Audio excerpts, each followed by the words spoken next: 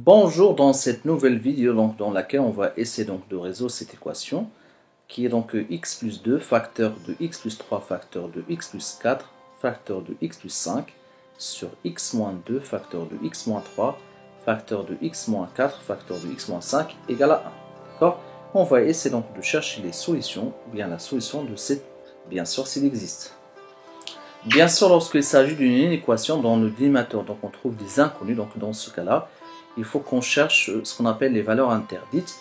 Donc on teste donc le dénominateur, donc il s'annule. Et cela, ça va me permettre donc d'avoir ce qu'on appelle le domaine de résolution. Car on sait que pour une fraction, donc il faut que le dénominateur, il faut que soit différent de 0. Donc pour que le dénominateur, donc ici, soit différent de 0, bah, il faut que x moins 2 va être différent de 0 et x moins 3 différent de 0, x moins 4 différent de 0 et x moins 5, il faut qu'il soit différent de 0. Donc, x moins 2 est différent de 0 lorsque x est différent de 2. Là, lorsque x est différent de 3, x différent de 4 et x différent de 5.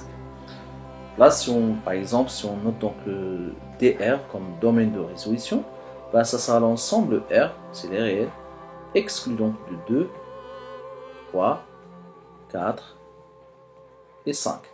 Donc, que signifie ce domaine de résolution? Bah, par exemple, si parmi les solutions on tombe sur 2, 3, 4 ou 5, bah, on ne va pas prendre ces solutions-là. D'accord? Deuxième chose, donc on sait que la multiplication est commutative. Donc cela veut dire quoi? Donc la multiplication commutative, par exemple, si je prends, là, comme ici, puisqu'on a 1, 2, 3, 4, 5, bah, si on prend par exemple 2 fois 3 fois 4 fois 5, d'accord? Bah, ça donnera le même résultat, donc si on fait 2 fois 5 fois 3 fois 4, d'accord? Donc du coup, on aura le droit donc de calculer ça avec ça, donc x plus 2 avec x plus 5, d'une part, et x plus 3 facteur de x plus 4 d'autre part.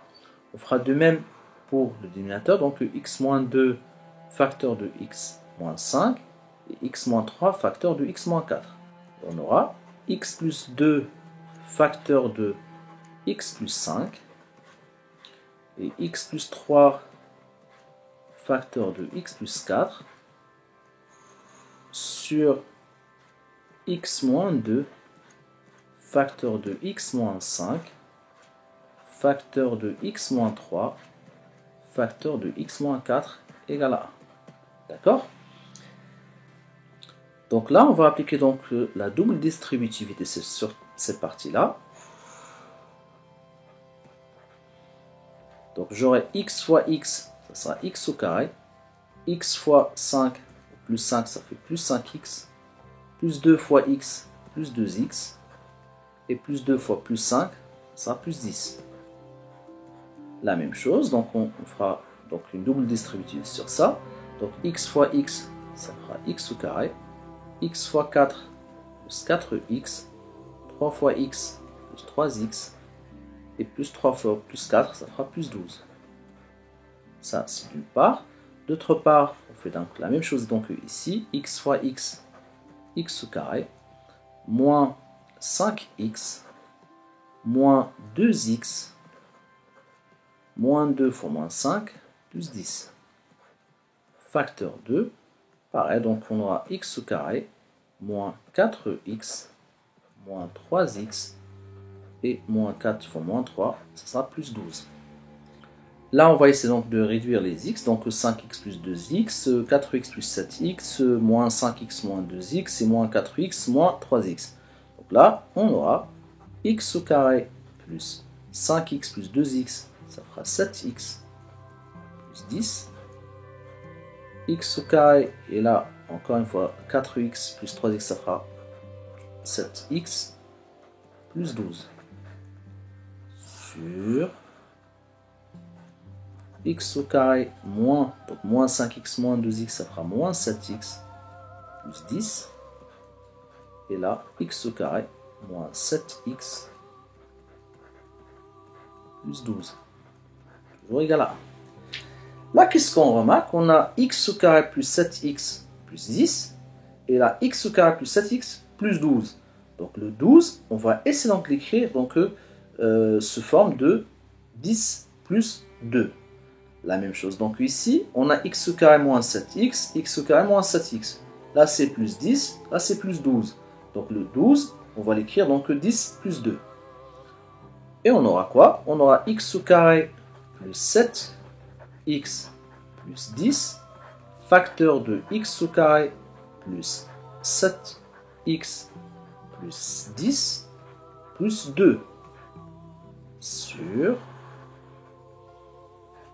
x au carré moins 7x plus 10, facteur de x au carré moins 7x, 12, donc plus 10 plus 2 égale à 1. D'accord? Et là, on va poser donc grand X égale à x au carré plus 7x plus 10. Donc ça sera grand X. Donc là, c'est la même chose. Donc puisqu'on a x au carré plus 7x plus 10, ça sera toujours grand X. Et on pose grand Y égale à x au carré moins 7x plus 10. Et là, on a la même chose. Donc x au carré moins 7x plus 10, ça sera grand Y.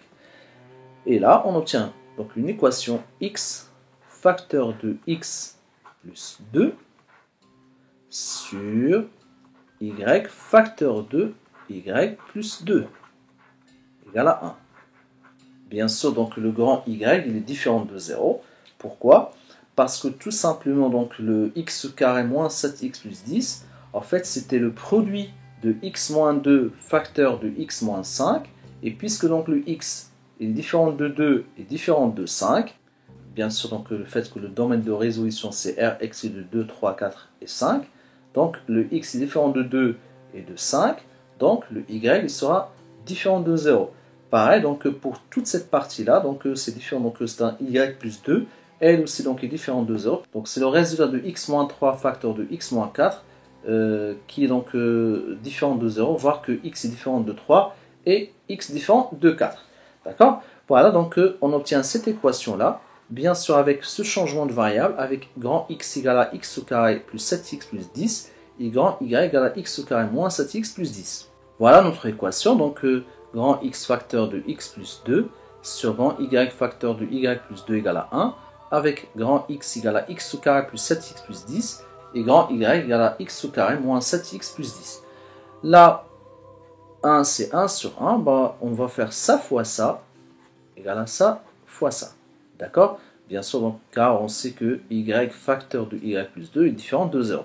Donc là, x facteur de x plus 2 fois 1, ça va faire x facteur de x plus 2, puisque donc le 1, c'est un nombre neutre pour la multiplication. Donc y facteur de y plus 2 fois 1, pareil, donc ça va faire y facteur de y plus 2.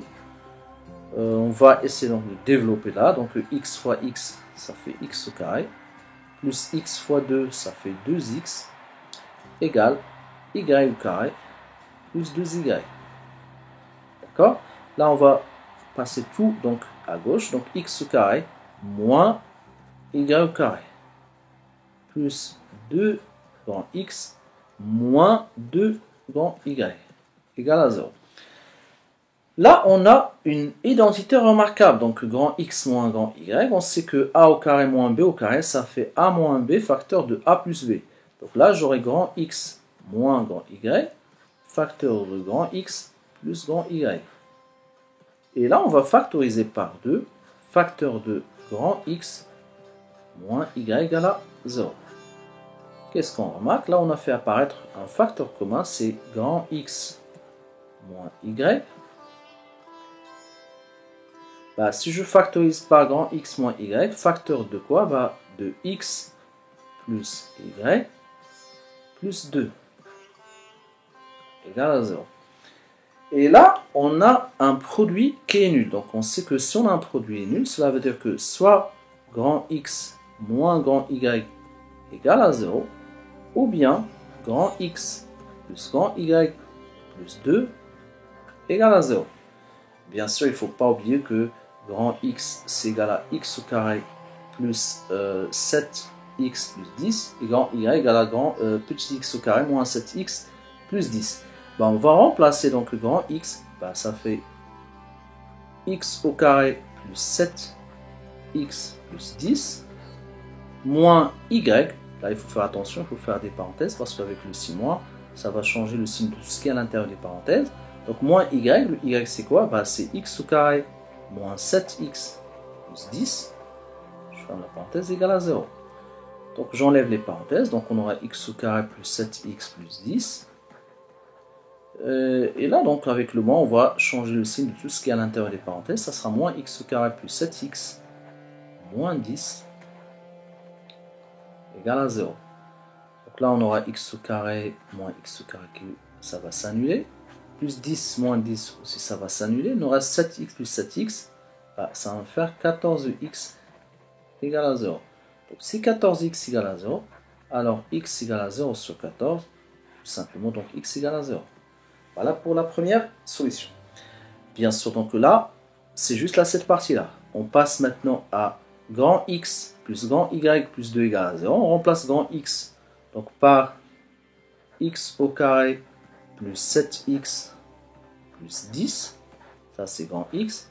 Plus grand y, c'est x au carré moins 7x plus 10 plus 2